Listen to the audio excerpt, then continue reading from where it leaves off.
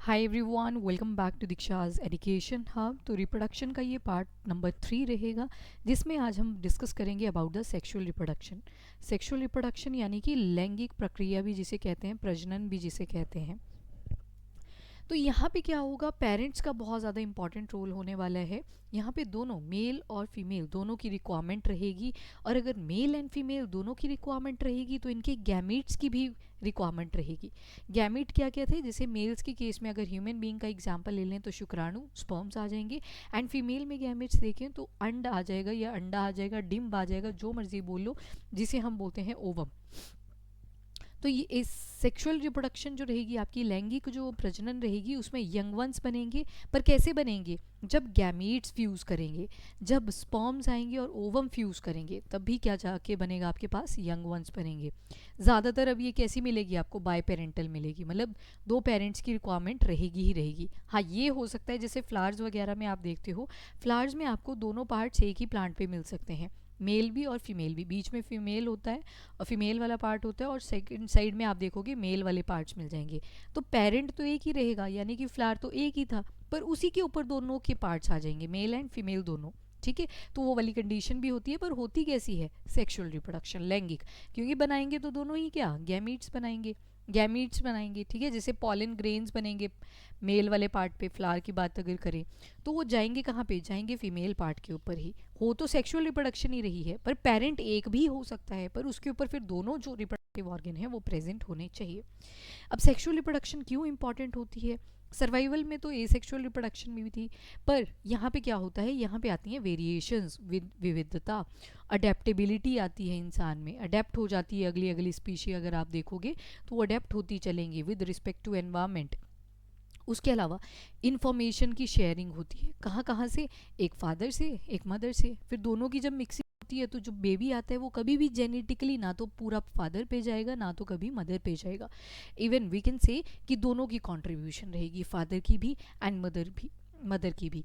Over crowding को रोकती है, यानी कि यहाँ पे आप नोटिस करोगे सर्वाइवल किसका रहेगा, जो फिट रहेगा उसी का सर्वाइवल आपको जनरली देखने को मिलेगा ना। बेसिक फीचर्स की अगर बात करें तो बाय पेरेंटल रहेगी, यानी कि यहाँ पे दो पेरेंट्स इन्वॉल्व रहेंगे, तो बाय पेरेंटल रहेगी, दो डिफरेंट मेच्योर इंडिविजुअल्स होंगे।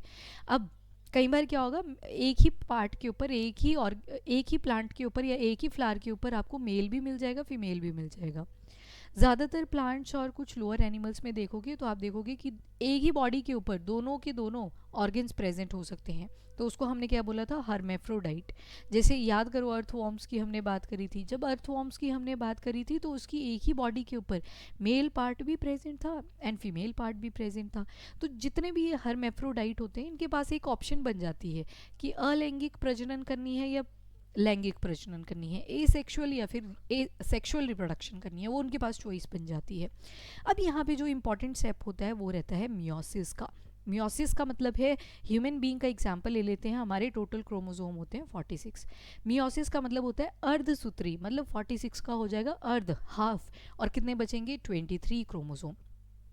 क्योंकि हमारे केस में तो सेक्सुअल रिप्रोडक्शन होती है, और अगर सेक्सुअल रिप्रोडक्शन होती है तो 23 क्रोमोसोम मेल से आएंगे, 23 ही फीमेल से आएंगे, तब जाके अगले इंडिविजुअल में कितने बनेंगे, 46। मैंने आपको रिप्रोडक्शन के फर्स्ट लेक्चर में भी बोली थी एक चीज़ कि 23 को मेंटेन करना इज़ वेरी इंपॉर्टेंट। फिर उसके लिए होती है मियोसिस 2, वो 23 ही रखती है क्रोमोसोम का नंबर। सिर्फ दो ऐसे सेल्स होते हैं जिनके पास 23 होता है क्रोमोसोम का नंबर, एक रहता है स्पर्म और दूसरा रहता है ओवम। ठीक है, मेल और फीमेल के अंदर रिस्पेक्टिवली।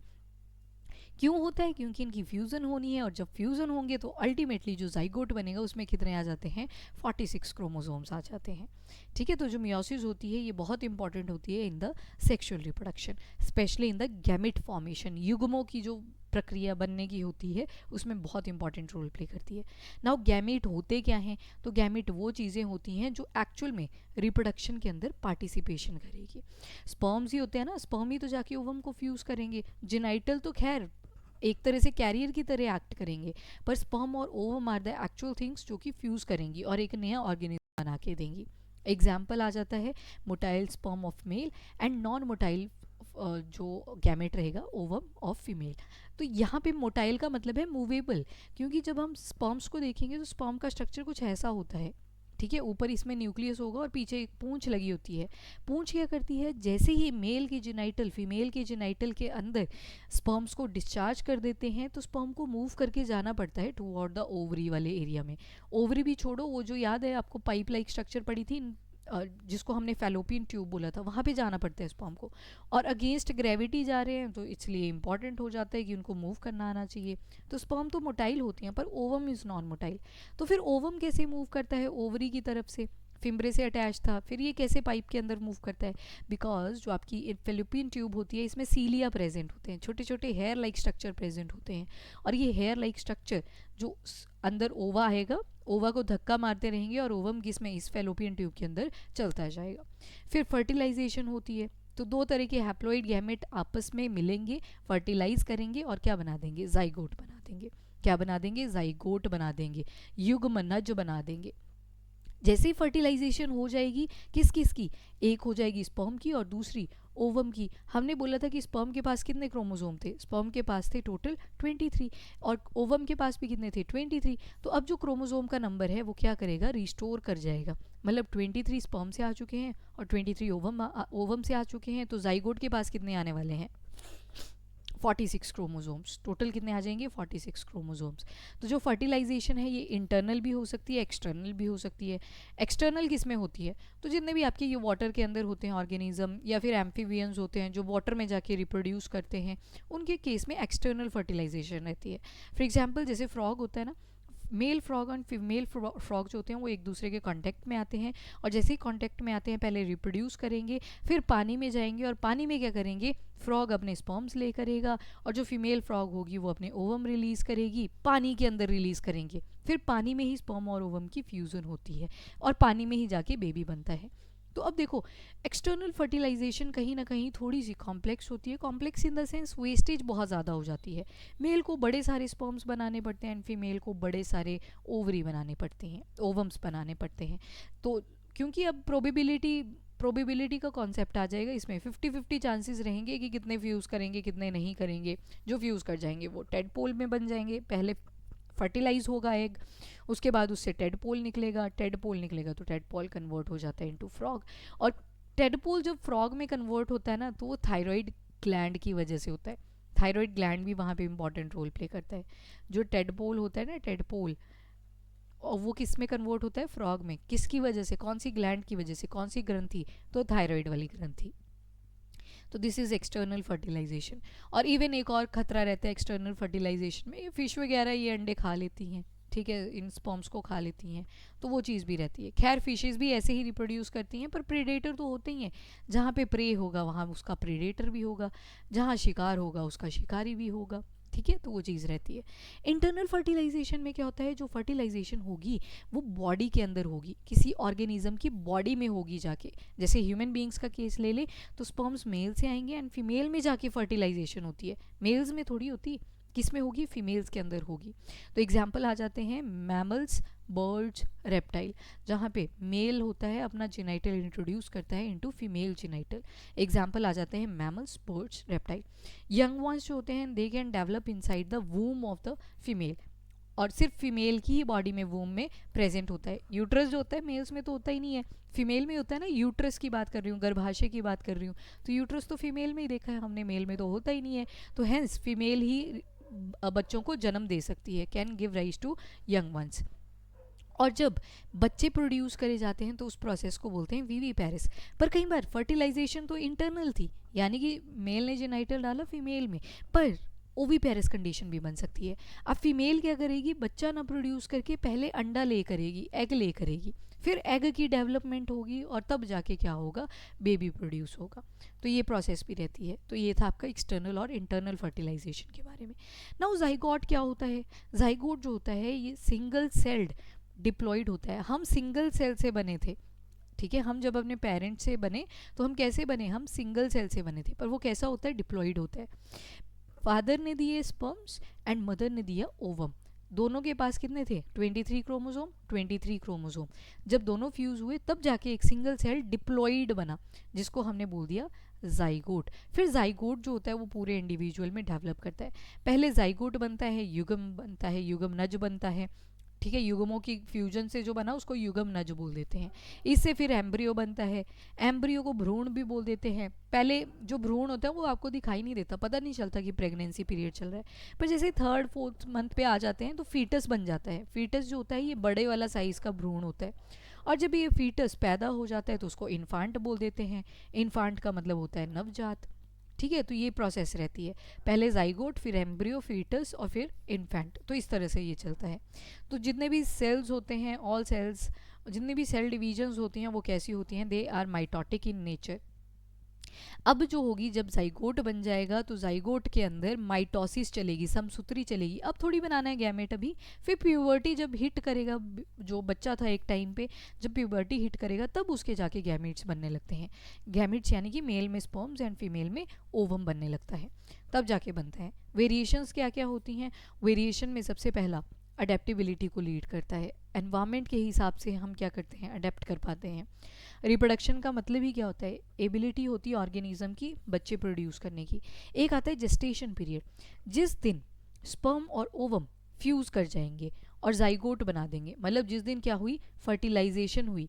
फर्टिलाइजेशन से लेके जब तक वो बेबी प्रोड्यूस नहीं हो गया, मतलब चाइल्ड का जब तक बर्थ नहीं हो गया, पार्चुरेशन नहीं होगी, प्रसव नहीं हो गया, तब तक उस पीरियड को क्या बोलते हैं, उसको बोलते हैं हम जेस्टेशन पीरियड। जैसे बोलते हैं ना कि 9 मंथ्स का पीरियड होता है ह्यूमन बीइंग में, 22 मंथ्स का पीरियड रहता है एलिफेंट्स में, तो वो क्या होता है, वो जेस्टेशन पीरियड को रिप्रेजेंट करते हैं। The day when fertilisation happened, वहाँ से लेके जब तक बेबी प्रोड्यूस नहीं हो जाता, चाइल्ड का बर्थ नहीं हो जाता, that period is known as gestation period.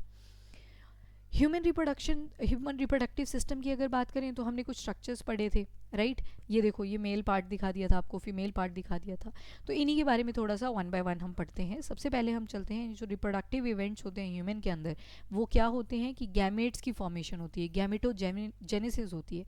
जैसे मेल्स के अंदर स्पर्म्स बनेंगी एंड फीमेल के अंदर ओवम बन जाएंगे। फिर ट्रांसफ़र होगा इन स्पर्म्स का फीमेल जेनाइटल के अंदर, जिस प्रोसेस को बोलते हैं इंसेमिनेशन। यहाँ पे जस्ट क्या हुआ, स्पर्म्स जो हैं वो फीमेल जेनाइटल के अंदर गए, तो that process is known as insemination. पर जब फ्यूज़न हो जाएगी मेल और फीमेल गैमेट्स की, तो that process is known as fertilisation. जब वो जाइगोट बन जाएगा, फ्यूज़ करेगा, जैसे ही फ्यूज़ कर जाएगा तो वहाँ पे बन जाता है zygote, that process is known as fertilisation. Insemination में जस्ट क्या हुआ, स्पर्म्स कहाँ पे गए, फीमेल के जेनाइटल में गए, जैसे ही गए that process is known as insemination. पर जब फ्यूजन हो जाएगी गैमेट की, स्पर्म और ओवम की, तो that process is known as fertilisation. अब इससे क्या होता है, ब्लास्टोसिस्ट वगैरह बनता है। अभी दिखाते हैं, जब फीमेल रिप्रोडक्टिव सिस्टम पढ़ेंगे तो क्या होगा, जैसे ही यहाँ पे फ्यूजन हो जाएगी ना फीमेल के रिप्रोडक्टिव ऑर्गन के अंदर, यहाँ पे होगी मान लो, तो यहाँ पे जाइगोट बन गया। जाइगोट अब डिवाइड भी तो करेगा, वो तो सिंगल सेल्ड है, फिर 2 सेल बनेगा, 4 सेल्ड बनेगा, 8 सेल्ड बनेगा, और एक टाइम आएगा यहाँ पे ब्लास्टोसिस्ट बन जाएगा। पहले मॉर्यूला बनता है, फिर मॉर्यूला के बाद ब्लास्टोसिस्ट बनता है।